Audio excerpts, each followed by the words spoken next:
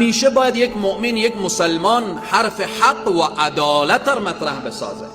همه ما خوب میدانیم حکومت ایران موقفش، سیاستش به دنیا واضح و مشخصه. اهل سنت ایران وضعیت اینا چگونه هست؟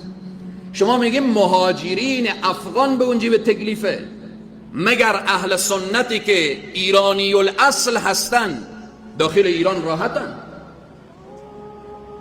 در اکثریت شهرها در ایران اهل سنت مسجد ندارن.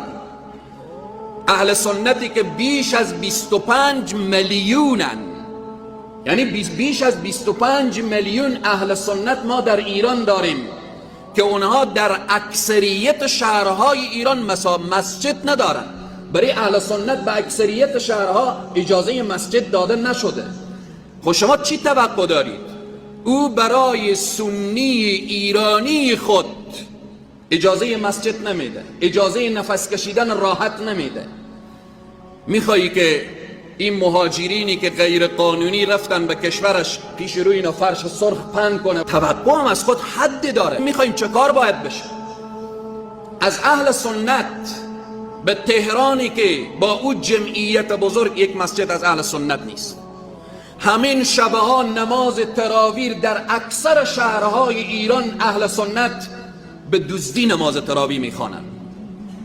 به اینه که مساجد تخریب نشد، مسجد شیخ فیض شهید نشد، مساجد یکی پی از دیگری تخریب نمیشه، علما یکی پی از دیگری به نامهای مختلف شهید نشد.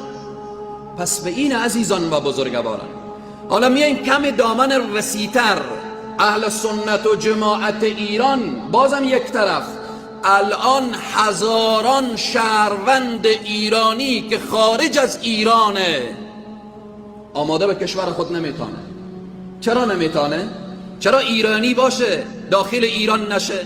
خب پس معلومه که در اینجا مسئله بحثیه که حالت دیکتاتوری، حالت بالاخره خفقان و بر سر از اون ملت ایران، ملت شریف ایرانی که چی در داخل ایران چی در خارج از ایران الان درد میکشن، خودنا درد میکشن.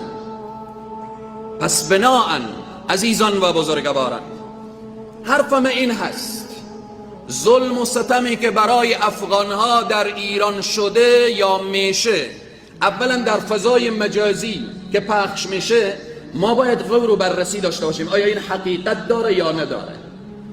یک. دوم، آیا دست دشمنا کار میکنه مثل که روسیه و اوکراین به جان همدیگر افتادن، ملت اوکراین رو به خاک و خون کشیدن؟